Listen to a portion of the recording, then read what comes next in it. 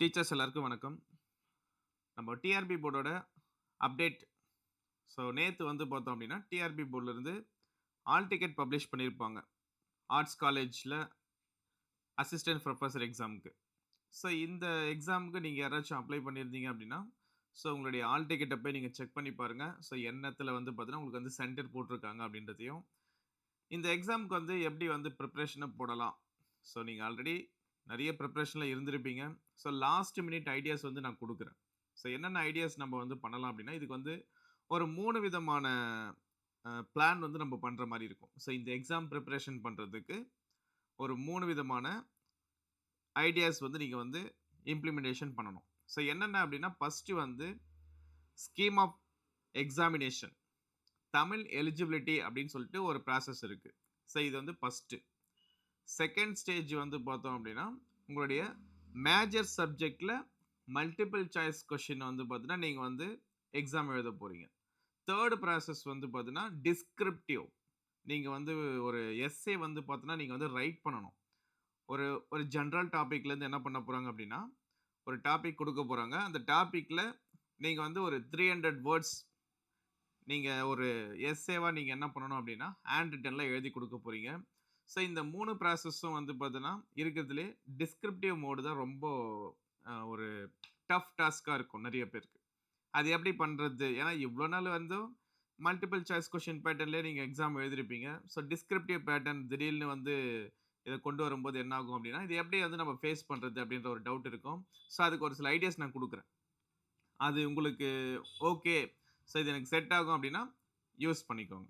So first இந்த scheme of எக்ஸாமினேஷன்ல நம்ம first பார்க்க வேண்டிய ஃபர்ஸ்ட்டு விஷயம் எது அப்டின்னா, இந்த தமிழ் எலிஜிபிலிட்டி. ஸோ இந்த தமிழ் எலிஜிபிலிட்டிய பொறுத்தவரைக்கும் உங்களுக்கு வந்து 20 மார்க்ஸ் கம்பல்சரி நீங்க வந்து ஸ்கோர் பண்ணி ஆகணும். எல்லா ஆஸ்பிரன்ட்டுமே. Except physically challenged candidate. So அவங்கள தவிர்த்து மத்த எல்லாருமே என்ன பண்ணணும் அப்டின்னா, 20 மார்க் ஸ்கோர் பண்ணணும். ஸோ இந்த 20 மார்க் அப்டின்ற விஷயம் வந்து பார்த்தீங்கன்னா, எப்படி வந்து எடுக்குறாங்க அப்டின்னா, 10த் புக்க பேஸ் பண்ணி தான் எடுக்குறாங்க. இப்ப நம்ம அசிஸ்டன்ட் புரொஃபசர் எக்ஸாம் தானே எழுதுறோம். நம்மளுக்கு அப்போ வந்து காலேஜ் லெவல்ல அவுட் சோர்சஸ்லாம் வருமா? அப்டின்லாம் யோசிக்காதீங்க. இது ஜஸ்ட் ஃபார் எலிஜிபிலிட்டி. ஓகேவா? ஸோ நீங்க ஜஸ்ட் என்ன பண்ணலாம் அப்டின்னா, 10த் ஸ்டாண்டர்ட் லெவல்ல இந்த எக்ஸாமுக்கு நீங்க பிரிப்பேர் பண்ணா போதும். பிளஸ் ப்ரீவியஸ் இயர் கொஸ்டின் பேப்பர ரெஃபர் பண்ணியே ஆகணும் கண்டிப்பா. 20 மார்க் எடுக்கிறதுக்கு இந்த ப்ராசஸ பண்ணா போதும். அப்படி உங்களுக்கு அது ரொம்ப கஷ்டமா இருக்கு அப்படின்னா, நம்ம மெஸ்மரைஸ் அகாடமில நம்ம வந்து ஒரு புக் வந்து நம்ம புரொவைட் பண்றோம். ஸோ இது வந்து கம்பல்சரி தமிழ் எலிஜிபிலிட்டி. இதிலிருந்து இதுக்கு முன்னாடி இந்த எக்ஸாம் இந்த தமிழ் எலிஜிபிலிட்டில இருந்து வந்து பார்த்தீங்கன்னா, நெறைய பேர் இது நல்லாவே ஸ்கோர் பண்ணியிருக்காங்க. இது ஒரு பெர்ஃபெக்ட்டான ஒரு புக்கா இருக்கும். இதுல அந்த ப்ரீவியஸ் இயர் கொஸ்டின் பேப்பர் இதுக்கு முன்னாடி நடந்த எல்லா கொஸ்டின் பேப்பரும் இதுல அட்டாச்டா இருக்கும். பிளஸ் ஸ்டடி மெட்டீரியலும் இருக்கும். ஸோ இது ஜஸ்ட் நீங்க என்ன பண்ணலாம் அப்டின்னா, ஒரு ஒரு ஒரு 4 நாள் இத ஃபுல்லாவே வாசிச்சாலே இது போதுமானதா இருக்கும். இல்ல நான் 10த் புக்க நானே படிச்சுக்கிறேன் அப்டின்னா பெட்டர். ஸோ இதுல இத நான் வாங்கிக்கிறேன் அப்டின்னாலும் பெஸ்ட். ஸோ உங்களுக்கு எது வந்து பெர்ஃபெக்ட்டா இருக்கும்னு நீங்க நெனைக்கிறீங்களோ, அத யூஸ் பண்ணுங்க. இது வேணும் அப்டின்னா டிஸ்கிரிப்ஷன்ல என் நம்பர் இருக்கும். ஆர்டர் போடுறதுனா போட்டுக்கோங்க. ஸோ இந்த 20 மார்க் எடுக்கிறதுக்கான ஃபர்ஸ்ட் ப்ராசஸ் வந்து பார்த்தீங்கன்னா, 30 கொஸ்டின்ஸ் அவங்க வந்து குடுக்குறாங்க. 30 மல்டிபிள் சாய்ஸ் கொஸ்டின். அதுல ஃபர்ஸ்ட் 20 கொஸ்டின் 2 மார்க்கா கன்வெர்ட் பண்றாங்க. அந்த ஃபர்ஸ்ட் 20 கொஸ்டின்ஸ வந்து பார்த்தோம்னா, பக்காவா நீங்க ஆன்ஸர் பண்ணிட்டாலே, அங்கேயே நீங்க வந்து பாஸ் ஆயிடலாம்.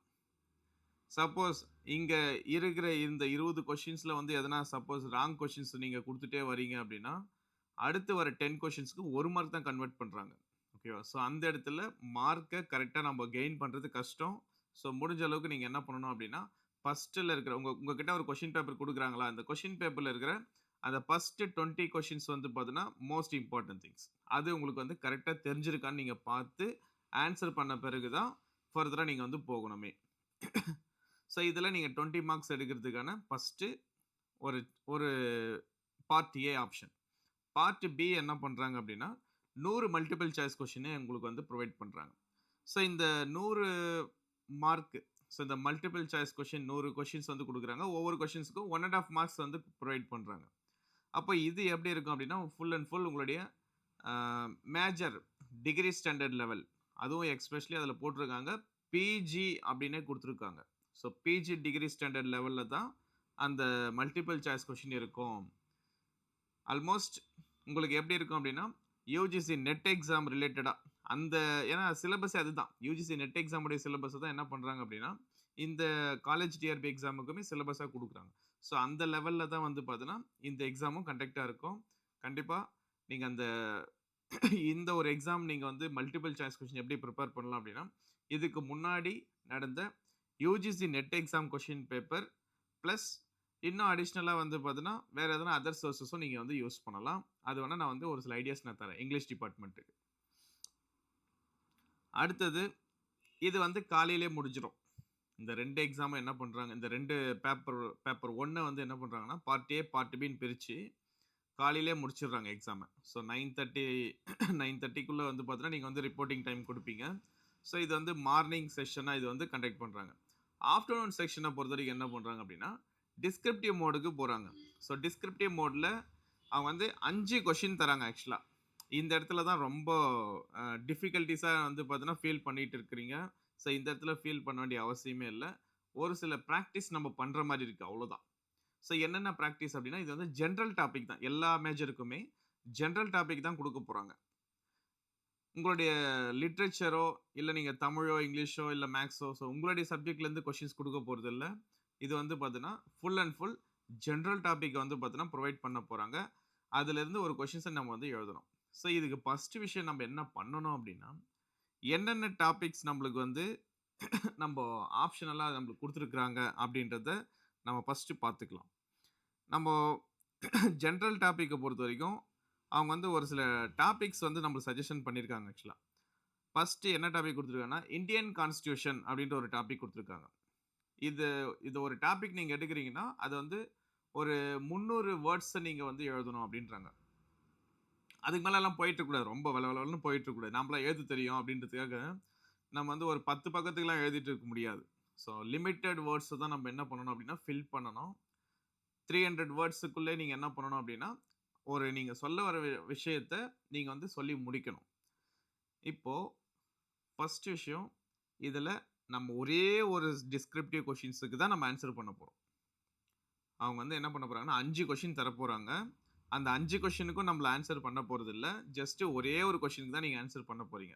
அந்த ஒரு கொஸ்டினுக்கு நீங்க என்ன பண்ணலாம் அப்டின்னா, இவங்க குடுத்திருக்கிற ஜெனரல் டாபிக்ல இருந்து எதனா ஒரு 2 டாபிக் இல்ல ஒரு 3 டாபிக் நீங்க என்ன பண்ணுங்க, சூஸ் பண்ணிக்கோங்க. உங்களுக்கு எது கரெக்ட்டா இருக்கும் அப்டின்ட்டு. அத சூஸ் பண்ணிக்கிட்டு, அந்த டாபிக்ல நீங்க என்ன பண்ணலாம் அப்டின்னா, பிராக்டிஸ் பண்ணிக்கலாம். இப்போ ஃபார் எக்ஸாம்பிள் இதுல என்ன பண்றாங்கன்னா, இந்தியன் கான்ஸ்டிடியூஷன் ஒரு டாபிக் குடுக்குறாங்க. எனக்கு இந்தியன் கான்ஸ்டிடியூஷன் நல்லா வரும் அப்டின்னா, அந்த இந்தியன் கான்ஸ்டிடியூஷன் ரிலேட்டடா நீங்க என்னென்னலாம் வந்து சோர்ஸஸ் கலெக்ட் பண்ணி, நீங்க வந்து என்ன பண்ணுங்க அப்டின்னா, ஒரு பேராகிராஃப் மாரி ஒரு 4, 5 பேராகிராஃப் முடிஞ்சாக்கா ஒரு 10 பேராகிராஃப் கூட நீங்க என்ன பண்ணுங்க, எழுதி பார்த்துக்கோங்க. டைட்டில வச்சு. ஸோ அந்த டைட்டில் வேணா நான் சஜஷன் நான் குடுக்குறேன் அதுக்கப்புறமா. அதுக்கு அடுத்தது இந்தியன் எக்கானமி குடுத்துருக்காங்க. ஸோ இந்தியன் எக்கானமி அப்படின்றது உங்களுக்கு வந்து மேபி அது ஒரு ஈஸியான ஒரு சப்ஜெக்ட்டா இருக்குது அப்படின்னா, அதுல நீங்க வந்து ஃபோக்கஸ் பண்ணிக்கலாம். மாடர்ன் இந்தியன் ஹிஸ்டரி இதுவும் என்ன பண்ணியிருக்காங்க அப்படின்னா, ஒரு ஒரு டாபிக் வந்து அவங்க குடுக்குறாங்க. அதுக்கப்புறம் history and economic of a Tamil Nadu, environment and ecology. So environment and எக்காலஜில suppose உங்களுக்கு வந்து எனக்கு ஃபெமிலியர் டாபிக் அப்படின்னா, நீங்க அதுல ஃபோக்கஸ் பண்ணிக்கலாம். இல்ல சயன்ஸ் அண்ட் டெக்னாலஜி குடுத்துருக்காங்க. Current affairs. கரண்ட் அஃபேர்ஸ பொறுத்தவரைக்கும் என்ன டாபிக் குடுக்க போறாங்க அப்படின்றது ஒரு கொஸ்டின் மார்க். ஸோ நீங்க நம்ம ஃபோக்கஸ் பண்ணணும் அப்படின்னா, இந்தியன் கான்ஸ்டிடியூஷன் கண்டிப்பா எல்லாருக்குமே பேசிக்கா தெரிஞ்சு வச்சுட்டு இருக்கிற ஒரு விஷயம். இல்ல ஒரு 10த் ஸ்டாண்டர்ட் புக்க கூட நீங்க ரெஃபர் பண்ணா கூட இந்தியன் கான்ஸ்டிடியூஷன பத்தி நீங்க ஓரளவுக்கு தெரிஞ்சுக்கலாம். அதிலிருந்து என்னென்ன பண்றாங்க, என்னென்ன கொஸ்டின்ஸ் எல்லாம் என்னென்ன மாரிலாம் வந்து இப்போ சாலியன்ட் ஃபீச்சர்ஸ்னா என்னன்னு குடுத்திருப்பாங்க. இந்தியன் கான்ஸ்டிடியூஷன்ல என்னென்னலாம் வந்து பார்த்தோன்னா, அமெண்ட்மென்ட் வந்திருக்குது. பிரெயாம்பிள்னா என்ன? ஸோ இது மாரியான நெறைய விஷயங்கள் வந்து குடுத்திருப்பாங்க. அத வச்சு தான் கண்டிப்பா என்ன பண்ணுவாங்க அப்டின்னா, ஒரு கொஸ்டின்ஸ் வந்து கிரியேட் பண்ண போறாங்க. அதுக்கு நம்ம எழுதுறதுக்கு ரெடியா இருக்கணும் அவ்வளோதான். எது நம்மளுக்கு வந்து ஈஸியான டாபிக்கா இருக்குமோ, அந்த டாபிக்க ஃபோக்கஸ் பண்ணா போதும். அதே மாரி சப்போஸ் இந்தியன் எக்கானமி உங்களுக்கு வந்து ஈஸியா இருக்கு அப்டின்னா, நீங்க அத கூட சூஸ் பண்ணிக்கலாம். எதனா ஒரு 2 டாபிக் இல்ல 3 டாபிக் சூஸ் பண்ணி, அந்த ஒரு டாபிக்குள்ள நீங்க இறங்கி என்ன பண்ணுங்க அப்டின்னா, ஒரு ஒரு ஒரு ஒரு ஒரு எஸ்ஸே நீங்க எழுதுற அளவுக்கு உங்கள வந்து டேலண்டடா நீங்க வந்து டெவலப் பண்ணிக்கிட்டா போதும். இருக்கிற ஒரு ஒரு 15 நாளுக்குள்ள. அப்படி உங்களுக்கு வந்து ஒரு சஜஷன் என்னென்ன பண்ணலாம் அப்படின்னா, ப்ரீவியஸா இருந்திருக்கிற அப்படின்னு சொல்லிட்டு வந்து எந்த ஒரு இந்த எக்ஸாம் நடக்கல. ஆனா, யுபிஎஸ்சி எக்ஸாம் உடைய கொஸ்டின் பேப்பர நீங்க வந்து ரெஃபர் பண்ணலாம். அப்படி இல்லன்னா, குரூப் 2ல மெயின்ஸ் எக்ஸாம் நடந்திருக்கும். ஸோ, அந்த கொஸ்டின் எல்லாமே வந்து பார்த்தீங்கன்னா, டிஸ்கிரிப்டிவ் பேட்டர்ன்ல இருக்கு. ஸோ, அதுல வந்து ஒரு சில கொஸ்டின்ஸ் எப்படி கேட்டிருக்காங்க அப்படின்றத பார்த்துட்டு, நீங்க என்ன பண்ணலாம் அப்படின்னா, ஸோ நீங்க வந்து ஒரு எக்ஸாம்க்கு பிரிப்பரேஷன் பண்ணலாம். அப்படி இல்லன்னா, அதர் ஸ்டேட் லெவல்ல எதனா இந்த காலேஜ் டிஆர்பி எக்ஸாம் நடக்குதான்னு பாருங்க. அவங்கக்குள்ள எதனா வந்து பார்த்தீங்கன்னா, கொஸ்டின்ஸ் எதனா கேட்டிருக்காங்களா? டிஸ்கிரிப்டிவ் பேட்டர்ன்ல எப்படி கேட்கறாங்க? ஸோ, இவ்வளோ தான் வந்து பார்த்தீங்கன்னா, பேசிக்கா நாம போகணும் வழிமுறைகள் அப்படின்னா, இதுதான் பண்ண முடியும். சரி. இப்போ நம்ம வந்து ஒரு டாபிக்க சூஸ் பண்ணிட்டோம். இப்ப நம்ம எப்படி எழுதுறது? எப்படி எழுதலாம் அப்படின்னா, ஃபர்ஸ்ட் விஷயம் நம்மளுக்கு வந்து ஒரு 5 எஸ்ஸே உடைய டைட்டில் குடுக்க போறாங்க எக்ஸாம்ல. எக்ஸாம்ல குடுத்த பிறகு, நீங்க என்ன பண்ணுங்கன்னா, ஃபர்ஸ்ட்டு அந்த டாபிக் என்ன அப்படின்றத நீங்க வந்து அண்டர்ஸ்டாண்ட் பண்ணிக்கோங்க. நீங்க எந்த டாபிக்க சூஸ் பண்ண போறீங்களோ, அந்த டாபிக்க நீங்க அண்டர்ஸ்டாண்ட் பண்ணி, அதுக்கான கீவேர்ட்ஸ எழுதுனா போதும் ஃபர்ஸ்ட்டு. ஒரு ரஃப்பா நீங்க எழுதிக்கணும். கீவேர்ட்ஸ் என்னென்ன விஷயங்கள்லாம் நம்ம அதில குடுக்க போறோம் அப்படின்றது. கீவேர்ட்ஸ் அதுக்கப்புறம் என்னென்ன இஷ்யூஸ் இருக்கு, என்னென்ன என்ன கான்செப்ட், இம்பார்ட்டன்ட் பாயிண்ட்ஸு, இல்ல ஒரு சில எக்ஸாம்பிளு. ஸோ இதெல்லாம் வந்து பார்த்தோம் அப்படின்னா, நீங்க வந்து ஓரளவுக்கு ஒரு ஆர்டர் பண்ணிட்டீங்க அப்படின்னா, நீங்க வந்து அந்த ஒரு எஸ்ஸே எழுதுறதுக்கு நீங்க ரெடி ஆயிட்டீங்கன்னு அர்த்தம். ஸோ இந்த எஸ்ஸே நீங்க எழுதும்போது, ஒரு ஸ்ட்ரக்சர் கண்டிப்பா நீங்க வந்து ஃபாலோ பண்ணணும். ஸோ ஸ்ட்ரக்சர பொறுத்தவரைக்கும் என்ன பண்ணலாம் அப்படின்னா, 3 விதமான ஸ்ட்ரக்சர். 1 இன்ட்ரோடக்ஷன். ஒரு 50 வேர்டுக்குள்ள முடிக்கிற மாரி பண்ணுங்க. ரொம்பலாம் வேண்டாம். ஒரு 50 வார்த்தையில வச்சு நீங்க என்ன பண்ணணும் அப்டின்னா, என்ன டாபிக் குடுக்குறாங்களோ, ஃபார் எக்ஸாம்பிள் இந்தியன் கான்ஸ்டிடியூஷன் அப்டின்னு கேட்கறாங்கன்னா, அத பத்தி ஒரு 50 வேர்டுக்குள்ள ஒரு 4 லைன் இல்ல 5 லைனுக்குள்ள நீங்க என்ன பண்ணணும் அப்டின்னா, இன்ட்ரோடக்ஷன்னு எழுதி முடிச்சிடணும். இன்ட்ரோடக்ஷனே ஒரு ஒரு பேஜ் ஃபுல்லா எழுதி முடிச்சிட போறீங்க. இன்ட்ரோடக்ஷன்ல மோஸ்ட்லி என்ன குடுக்கலாம் அப்டின்னா, opening sentence most important things. நாம் குடுக்க போற ஆரம்ப வார்த்தை அப்படின்றது ஒரு பவர்ஃபுல்லா இருக்கணும். ஓகேவா? அதே மாரி என்ன கான்செப்ட்ட கொண்டு வர போறோமோ, கன்டென்ட் டீட்டெயில ஒரு டிஃபைன் பண்ற மாரி இருக்கணும். அந்த ஒரு இன்ட்ரோடக்ஷன். மெயின் ஐடியா நம்ம என்னென்ன டிஸ்கஸ் பண்ண போறோம் அப்படின்றத லேட்டர் லேட்டர் பேராகிராஃப் உடைய ஃபர்ஸ்ட் கான்செப்ட்ட நீங்க என்ன பண்ணலாம் அப்படின்னா, இன்ட்ரோடக்ஷன்ல ஒரு மேலோட்டமா குடுக்க ஆரம்பிச்சிடலாம். ஸோ இதுதான் இன்ட்ரோடக்ஷன். அதுக்கு அடுத்தது நீங்க என்ன பண்ணலாம் அப்படின்னா, சப் டாபிக்க போட்டோ, இல்ல ஒரு பேராகிராஃப் ஒரு 3 பேராகிராஃபா நீங்க பிரிச்சுக்கலாம். அடுத்து நீங்க சொல்ல வர வேண்டிய விஷயத்த. இல்ல ரொம்ப சொல்ல வேண்டியது இல்ல அப்படின்னா, 2 பேராகிராஃபா கூட நீங்க பிரிச்சுக்கலாம். ஸோ, இதுல எப்படி என்னென்ன குடுக்கலாம் அப்படின்னா, கிட்டத்தட்ட ஒரு 200ல இருந்து 250 வார்த்தைய நீங்க என்ன பண்ணணும் அப்படின்னா, இந்த பேராகிராஃப்ல நீங்க கொண்டு வரணும். இதுதான் மோஸ்ட் இம்பார்ட்டன்ட் திங்ஸ். இந்த இடத்துல நீங்க சொல்ல வர விஷயம் தான் உங்களுடைய மார்க்க வந்து குடுக்க போகுது. ஏன்னா, இதுக்கு வந்து 50 மார்க் ஆக்சுவலா. ஸோ 50 மார்க் ஸ்கோர் பண்ணணும். அதுக்கு ஏத்த மாரியான வார்த்தைகள நம்ம என்ன பண்ணணும் அப்டின்னா குடுக்கணும். நம்ம இங்க வள வள வளன்னு எழுதி 10 மார்க் எடுக்க போற ஒரு கொஸ்டின் கிடையாது இது. இது 50 மார்க் கொஸ்டின் அப்டின்றதால, நம்ம குடுக்க போற விஷயத்த ரொம்ப வந்து ஷார்ட்டா, ஸ்வீட்டா குடுக்கறதுக்கு நீங்க ட்ரை பண்ணணும். ஸோ பேராகிராஃப் 1ல நம்ம என்ன பண்ணலாம் அப்டின்னா, பேராகிராஃப் 1, பேராகிராஃப் 2. ஸோ இதுவரைக்கும் உங்களால வந்து பார்த்தீங்கன்னா, ஒரு 200 வேர்ட்ஸ்க்குள்ள நீங்க எழுதுங்க. பேராகிராஃப் 1ல நீங்க என்ன பண்ணலாம் அப்டின்னா, நீங்க சொல்ல வர விஷயத்த டீட்டெயில்டா எக்ஸ்ப்ளைன் பண்ணி கிளியரா குடுத்துருங்க. அதுக்கு அடுத்தது அது ரிலேட்டடா என்னென்ன விஷயங்கள்லாம் நீங்க வந்து சொல்ல வரீங்களோ, அத பத்தி எல்லாமே வந்து பார்த்தீங்கன்னா, அந்த ஃபர்ஸ்ட் பேராகிராஃப்ல பேசி முடிச்சுருங்க. 2ண்ட் பேராகிராஃப்ல நீங்க போறீங்க அப்டின்னா, கீ ஃபீச்சர்ஸ் எதனா வந்து இம்பார்ட்டன்ட்டா நீங்க வந்து எதனா சொல்ல வரீங்க, கீ பாயிண்ட்ட பத்தி குடுக்க போறீங்க அப்டின்னா, 2ண்ட் பேராகிராஃப நீங்க சூஸ் பண்ணிக்கங்க. எதனா கிரிட்டிக்கல் வியூ பாயிண்ட் நீங்க எதனா குடுக்க போறீங்க, இந்தியன் கான்ஸ்டிடியூஷன பத்தி ஆல்ரெடி எதனா எதனா வியூ பாயிண்ட் குடுத்துருக்காங்களா? இல்ல நீங்க எதனா குடுக்க போறீங்களா? அத கூட நீங்க தாராளமா குடுக்கலாம். ஏன்னா இது வந்து டிபெண்ட்ஸ் ஆன் தி கொஸ்டின் தான்.